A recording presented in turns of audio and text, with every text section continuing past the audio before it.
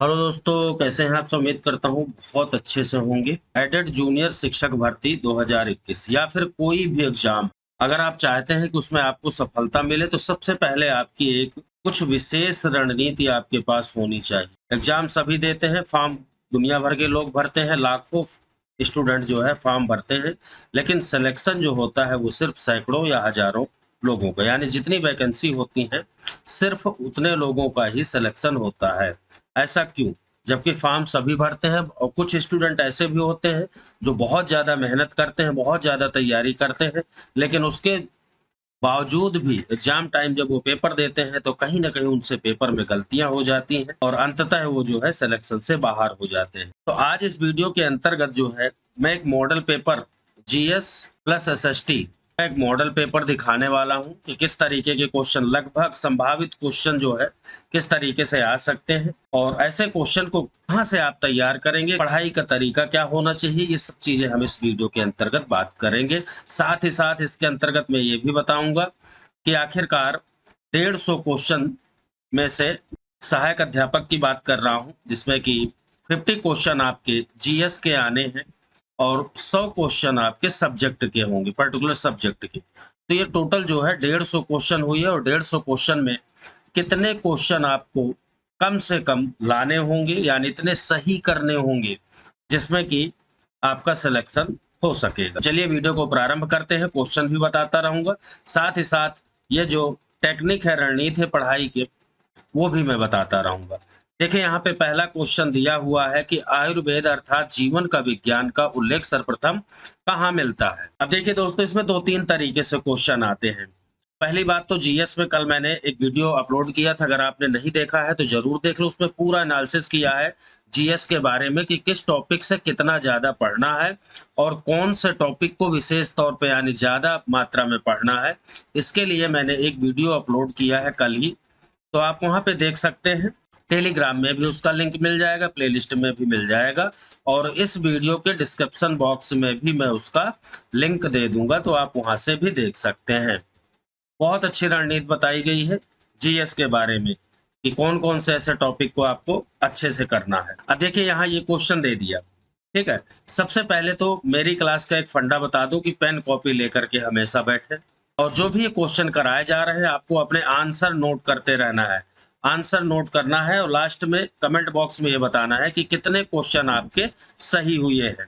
जो ये क्वेश्चन दिए जा रहे हैं आपको पूरा मौका दूंगा, अपना फटाफट आंसर नोट कर लेना है ताकि आपका खुद का आकलन हो सके, खुद आकलन आप कर सके कि कितने मेरे तैयारी है और कितनी तैयारी की आवश्यकता है। अभी भी बहुत समय है, ऐसा कुछ नहीं है, लेकिन समय इतना ज्यादा भी नहीं है कि बिल्कुल भी आप हाथ पैर रख करके बिल्कुल आराम से एक तरफ बैठ जाए और पढ़ाई बिल्कुल भी ना करें। ये मान के चलो कि एक अच्छी टेक्निक के तहत अगर आप तैयारी करते हैं तो आपको फायदा उस चीज का जरूर मिलेगा। यहाँ पे देखिए दिया हुआ, अब यहाँ पे शब्द आया है आयुर्वेद अर्थात, यहाँ पे सिर्फ क्वेश्चन ये भी पूछ सकता था कि जीवन का विज्ञान का संबंध किससे है, तो आयुर्वेद एक क्वेश्चन इस तरीके से तैयार हो गया। अब कह रहा है इसका उल्लेख सर्वप्रथम कहाँ मिलता है, आरण्यक, यजुर्वेद, सामवेद, अथर्ववेद, चार इस तरीके से दिए हुए हैं ये प्राचीन ग्रंथ, उनमें से कहाँ पर मिलता है। तो दोस्तों आप अपना आंसर नोट कर लीजिए और इसका सही आंसर है अथर्ववेद, याद रखना अथर्ववेद इसका सही आंसर है। वैसे तो मैं आपको बता दूं आयुर्वेद जो है वो ऋग्वेद का उपवेद है, याद रखना किसका है, ये जो है ऋग्वेद का एक उपवेद है आयुर्वेद, ठीक है।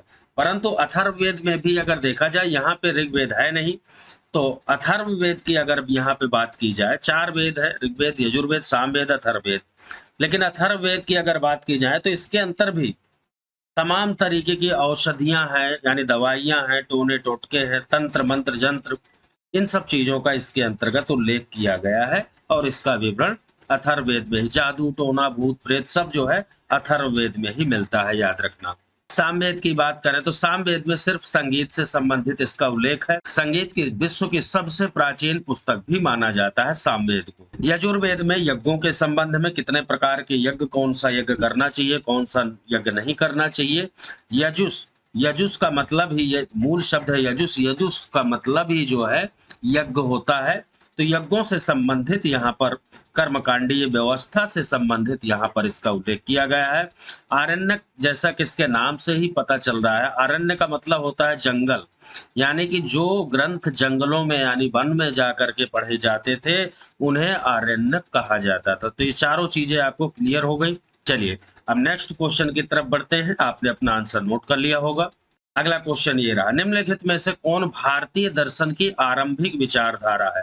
दोस्तों वीडियो को लास्ट तक देखें क्योंकि बहुत सारी चीजें मैं क्वेश्चन के साथ साथ ही बताने वाला हूं, तो बातें ज्यादा इंपॉर्टेंट है। और ये जो मॉडल पेपर है ये तो मैं दिखा रहा हूँ, बाकी अगर आप कहेंगे तो एक कंप्लीट कोर्स अभी टाइम है एसएसटी का ही मान लीजिए ले ले, तो जैसे मान लीजिए एक पार्ट है हिस्ट्री, हिस्ट्री को डेली के जो है अगर 100 क्वेश्चन भी अगर आप करेंगे तो ये मान के चलो कि बहुत अच्छे से आपका कंप्लीट हो जाएगा।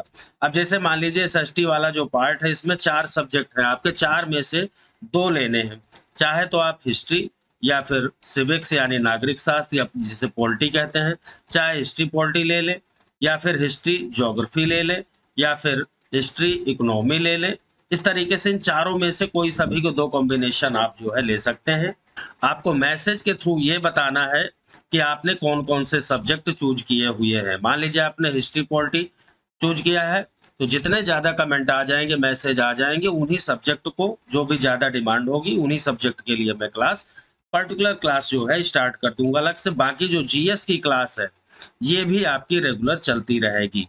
जीएस देखिए चाहे टीचर के लिए हो या प्रिंसिपल के लिए, दोनों के लिए 50 क्वेश्चन ये अनिवार्य है। और सब्जेक्ट में एसएसटी है जैसे मान लीजिए तो इसके लिए 100 क्वेश्चन वो अलग से होते हैं।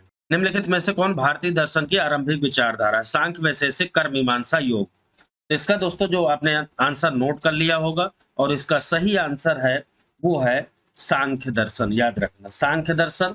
दोस्तों 6 प्रकार के हमारे प्राचीन ग्रंथों में दर्शन का उल्लेख किया गया, 6 प्रकार के दर्शनों की बात की गई है, जिसमें कि सांख्य जो दर्शन है इसे सबसे प्राचीन दर्शन माना गया है। याद रखना सबसे प्राचीन दर्शन यानी सबसे आरंभिक विचारधारा वो सांख्य दर्शन की है। और इसके जो प्रणेता थे सांख्य के वो महर्षि कपिल यानी कपिल मुनि थे, कपिल ऋषि सांख्य दर्शन के। ये भी याद रखना क्वेश्चन आ जाता है। इसके प्रतिपादक या प्रवर्तक या प्रणेता किसी भी तरीके से क्वेश्चन पूछ सकता है। वहीं अगर वैशेषिक दर्शन की बात करें तो इसके जो प्रणेता थे वो थे कणाद। कर्म मीमांसा की अगर हम बात करें तो कर्म मीमांसा दर्शन के जो प्रतिपादक थे वो थे जैमिनी। और योग के बारे में सभी को पता है, योग दर्शन के प्रतिपादक जो है पतंजलि थे, पतंजलि। अब देखिए दोस्तों यहाँ पर मैंने मॉडल पेपर के अंतर्गत सभी सब्जेक्ट को लगभग समाहित किया है।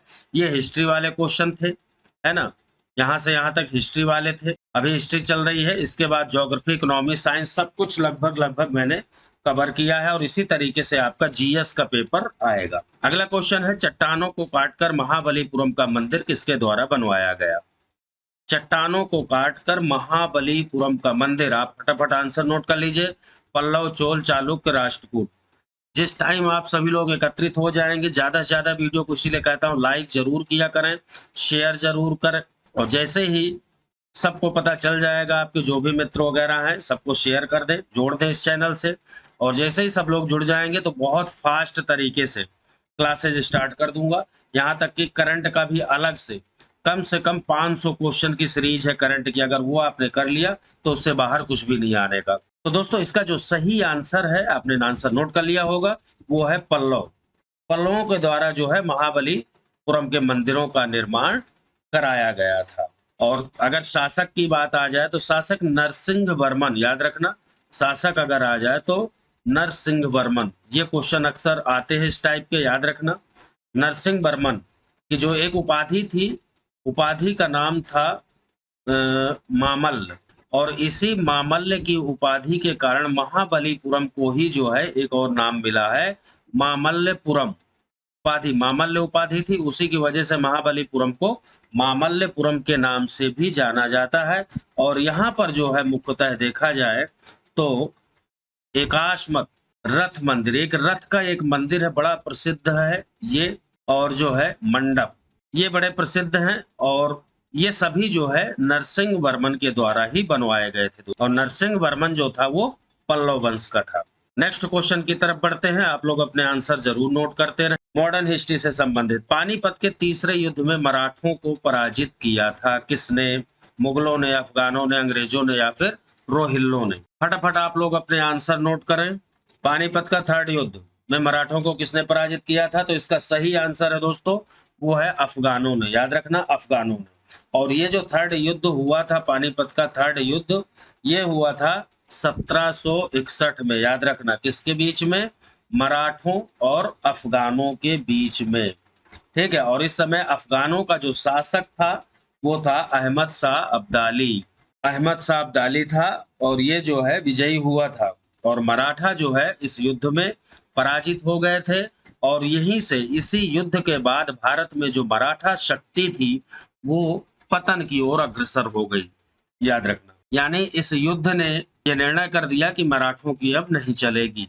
अगला क्वेश्चन भी दोस्तों मॉडर्न हिस्ट्री से संबंधित है। बंग भंग विरोधी आंदोलन, यानी बंगाल विभाजन विरोधी आंदोलन का प्रारंभ किस तिथि से हुआ था? डेट पूछी गई है यहाँ पे, देख लो। ये ऐसे क्वेश्चन भी आते हैं दोस्तों, अच्छी तरीके से आपको तैयारी करनी है। तो भी अब ये समय बचा हुआ है, सभी को पता है अक्टूबर में ही आपका पेपर है। अब ये जो समय बचा है बिल्कुल करो या मरो वाली स्थिति है। सब कुछ छोड़ करके बस अच्छे से आप तैयारी कर लें। हर तरीके से मैं आपके साथ हूँ। किसी भी तरीके की मान लो दिक्कत है, चाहे वो आपका सब्जेक्ट हो या फिर जीएस हो, दोनों में मुझे जरूर बताएं।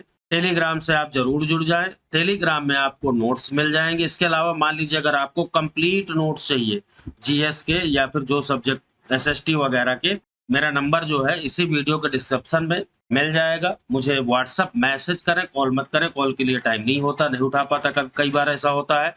लेकिन मैसेज करें, मैसेज के थ्रू आप बताएंगे तो आपको नोट्स भी कंप्लीट उपलब्ध हो जाएंगे। साथ ही साथ अगर आप कहेंगे तो एक व्हाट्सएप ग्रुप बना दूंगा मैं, अभी टाइम है।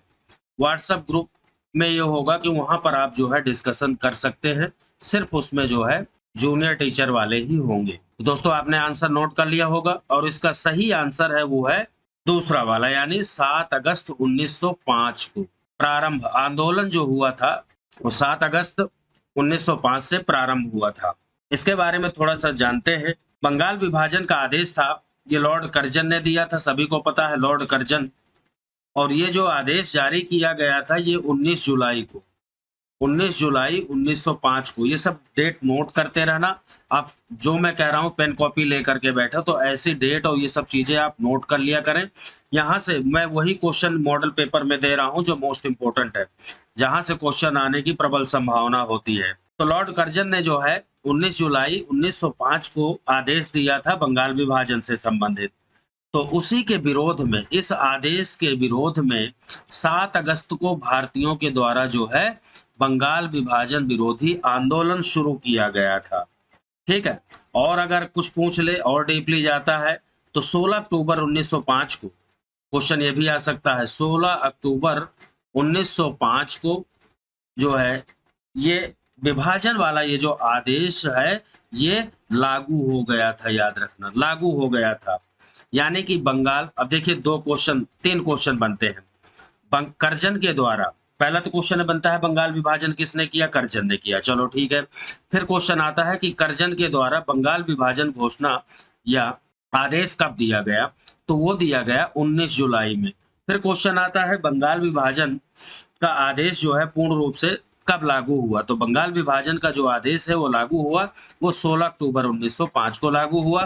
फिर एक क्वेश्चन बनता है कि कर्जन के बंगाल विभाजन के विरोध में भारतीयों द्वारा बंग भंग विरोधी आंदोलन कब शुरू किया गया? तो 7 अगस्त। देखिए यहाँ इतने सारे क्वेश्चन बन रहे हैं आपके। और इतना ही नहीं दोस्तों, इस आदेश के लागू होने के साथ ही पूरे बंगाल में जो है इस दिन, यानी 16 अक्टूबर की बात कर रहा हूँ, शोक दिवस मनाया गया था भारतीयों के द्वारा। याद रखना, क्या मनाया गया था? शोक दिवस, यानी कि दुख। अगला क्वेश्चन है देखिए ज्योग्राफी से संबंधित, कि भारत में लौह अयस्क निम्न में से किस क्रम की शैलों में पाया जाता है?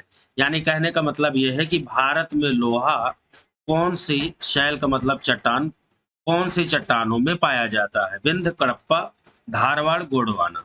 फटाफट अपना आंसर नोट करिए, उसके बाद फिर मैं पूरा एक्सप्लेन करता हूं इसे। दोस्तों जैसा कि आपको पता है कि सहायक के लिए जो है 150 क्वेश्चन आने हैं। ठीक है। अब 50 सीएस के, 100 सब्जेक्ट के। इसमें से सिलेक्शन लेने के लिए ये मान के चलो, क्योंकि यहाँ पे देखो नेगेटिव मार्किंग नहीं है, किसी भी तरीके की नेगेटिव मार्किंग नहीं है। तो जब नेगेटिव मार्किंग नहीं होती तो सीधी सी बात है, जो कट ऑफ होता है वो हमेशा हाई जाता है, यानी ज्यादा होता है कट ऑफ। अब मान लीजिए 50 क्वेश्चन जीएस के हैं, ठीक है, 50 जीएस के हैं।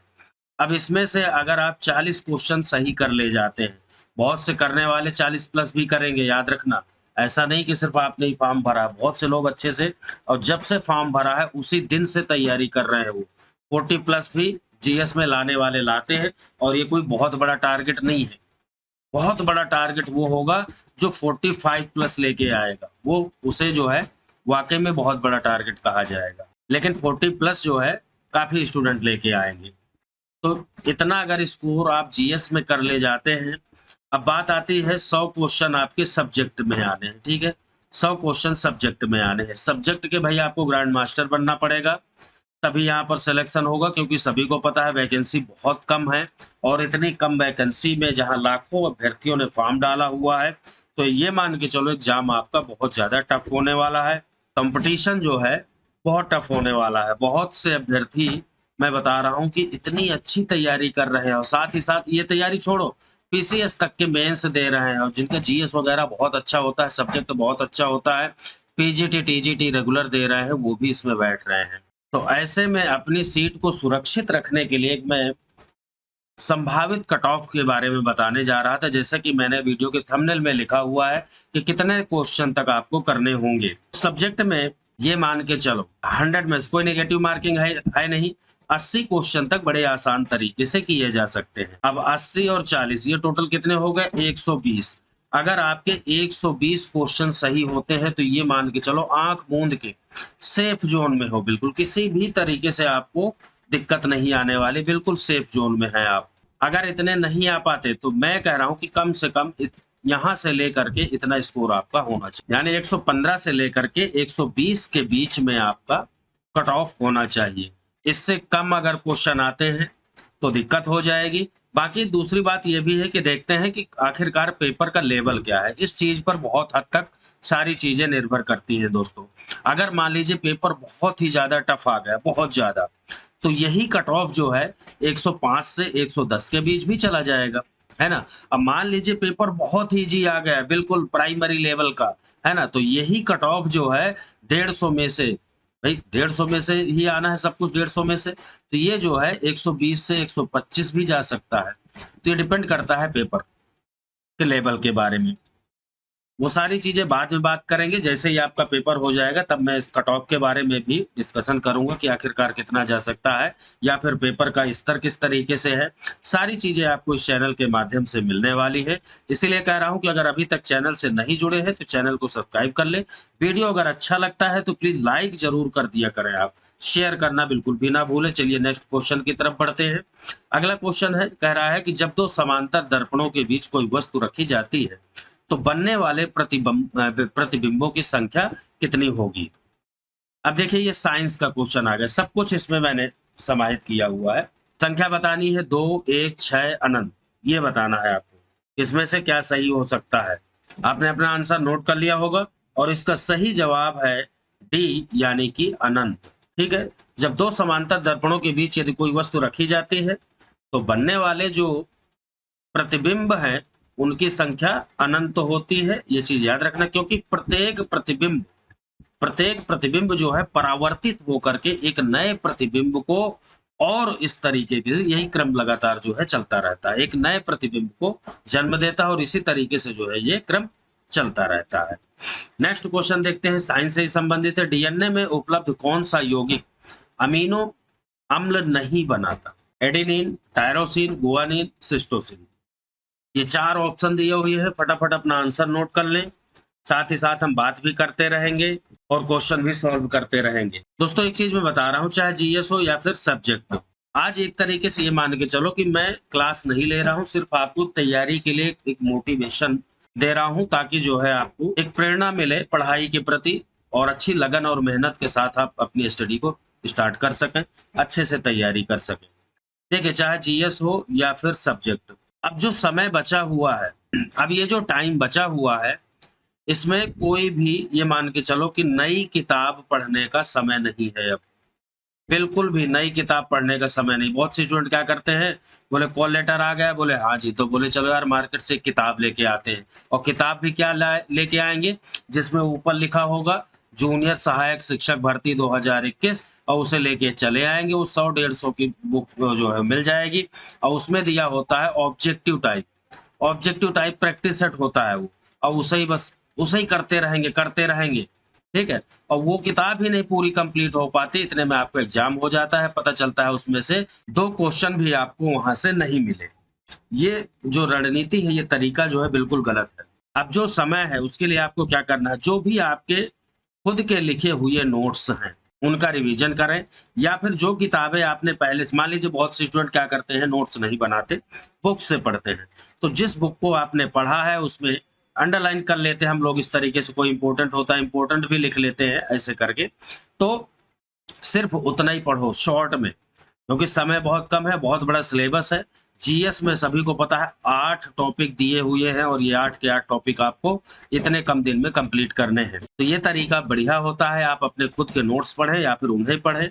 अच्छा, जिनके पास ये है कि भाई नोट्स नहीं है या फिर किताब भी नहीं है, उनके लिए मैंने बताया कि अगर आप चाहते हैं तो मेरे कंप्लीट नोट्स जिन्हें जो है मुश्किल से 20 दिन में आप पूरी की पूरी जीएस कंप्लीट पढ़ सकते हैं। अगर आपको चाहिए तो मुझे व्हाट्सएप मैसेज कर देना 9997123632। ये मेरा व्हाट्सएप नंबर है।